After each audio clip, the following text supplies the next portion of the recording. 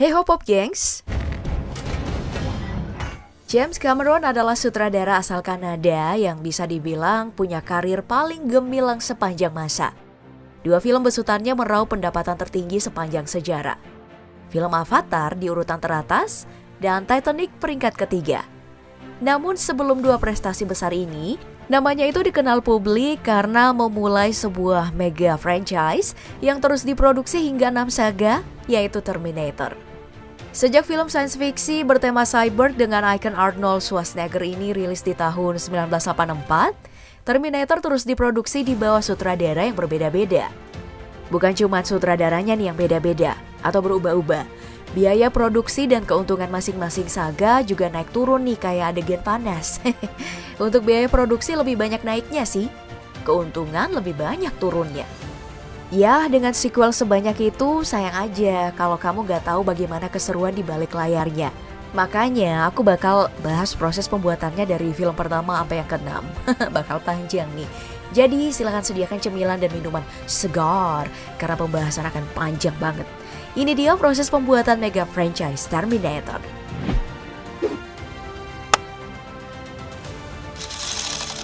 Sebelum masuk ke proses, mari kita bahas dulu pihak yang terlibat dalam 6 saga dari mega franchise ini. Aku cuman bakal sebutin perubahan di slot pemeran aja ya. Untuk rumah produksi dan pemegang hak distribusi tiap saga, kamu lihat di layar aja ya. Untuk film pertama, diperankan Arnold Schwarzenegger sebagai Terminator, Michael Biehn sebagai Kyle Reese, juga Linda Hamilton sebagai Sarah Connor. Sedangkan film keduanya, untuk slot pemerannya nih, Terminator dan Sarah Connor masih diisi oleh Arnold dan Linda Hamilton. Ditambah Robert Patrick yang memerankan T-1000, lalu Edward Furlong sebagai John Connor.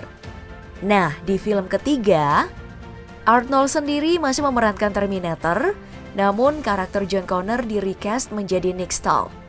Dengan dua pemeran tambahan, cyborg baru bernama T-X yang diperankan sama Kristanna Loken, dan pacarnya John Connor, Kate, yang diperankan oleh Claire Danes. Terus di film keempatnya nih, perubahan besar itu terjadi di slot pemeran. Kali ini Bang Arnold hanya tampil sebagai cameo. Dan karakter John Connor di-recast lagi menjadi Christian Bale. Karakter Kyle Reese juga dimunculkan kembali, namun diperankan oleh Anton Yelchin. And then di film kelima, Arnold balik lagi jadi pemeran utamanya. Dan karakter lain di-recast nih, dengan formasi Jason Clarke sebagai John Connor, Emilia Clarke sebagai Sarah Connor, Jai Courtney sebagai Kyle Reese, dan karakter T-1000 kembali dengan pemeran baru Byung-hun Lee. Dan kita masuk ke dalam film yang ke-6, ada kejutan nih. Karena Linda Hamilton berperan lagi sebagai Sarah Connor dan Edward Furlong, si John Connor muda, dihadirkan kembali menggunakan CGI. Sedangkan Bang Arnold masih tetap memerankan karakter Terminator. Baik, sekarang kita masuk ke proses produksi. Setiap video di balik layar yang sudah-sudah, kita selalu memulai pembahasan dari tampilan karakter. Untuk pengerjaannya, para kru menggunakan dua metode nih. Pertama adalah make up prosthetic. Lalu yang kedua adalah teknologi animatron yang kita bahas juga dalam proses pembuatan 3 saga Jurassic Park. Nah, perusahaan yang menangani seluruh proses ini hingga saga 4 Terminator adalah Stan Winston. Diambil dari nama pendirinya yang memang merupakan seniman efek praktis legendaris di Hollywood. Dalam 4 saga awal Terminator ini, sebelum merias Babang Arnold, para kru Stan Winston terlebih dahulu melakukan live cast. Pada proses ini, tubuh dan wajah aktor itu diolesin cairan khusus untuk membuat model 3 dimensi. Lalu dipahat hingga ke titik yang paling detail. Model itu ya kemudian jadi cetakan induk yang digunakan untuk membuat lapisan kulit berbahan silikon.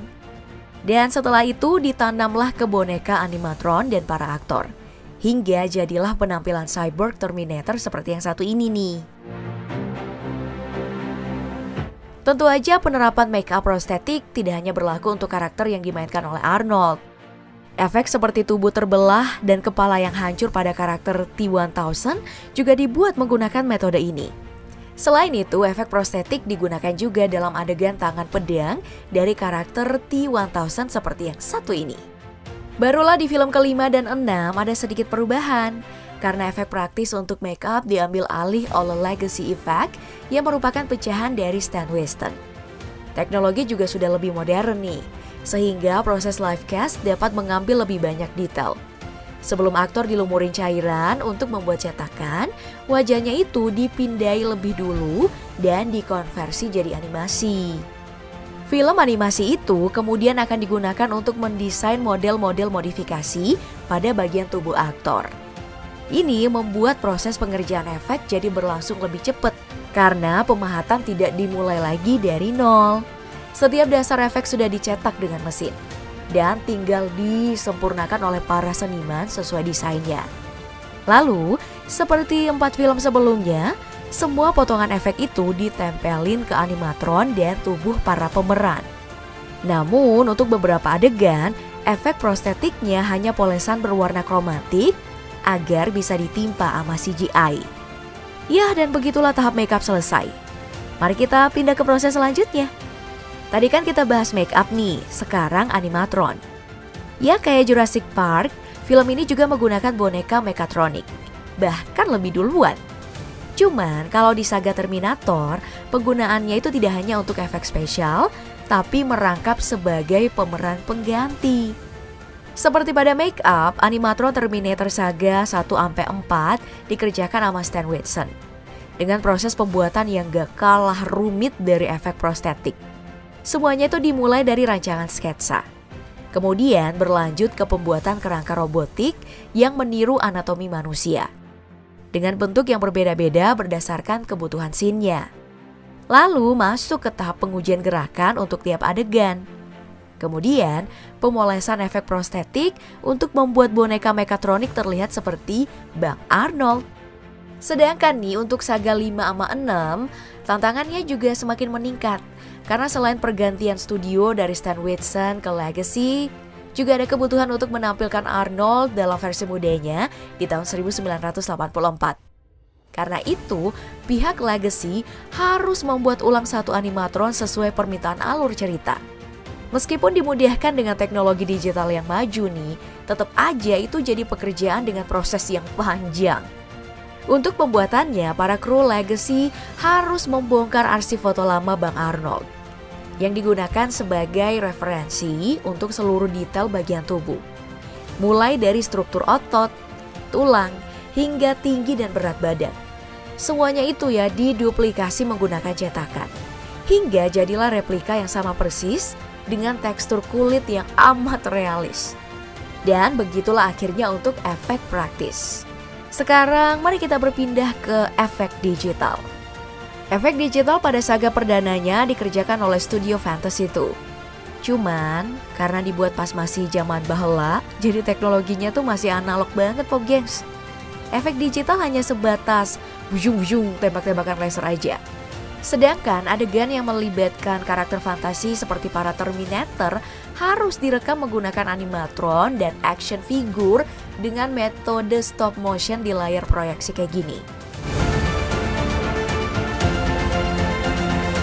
Nah, barulah di saga kedua, pengerjaan efek digital diambil alih oleh Industrial Light and Magic hingga film ke-6-nya. Animasi awalnya adalah karakter T-1000 yang di Judgment Day itu mampu mengubah bentuk tubuh jadi logam cair. Dan kendali geraknya tuh masih tradisional banget kayak gini, dengan mesin pindai rintisan yang gak kalah jadul.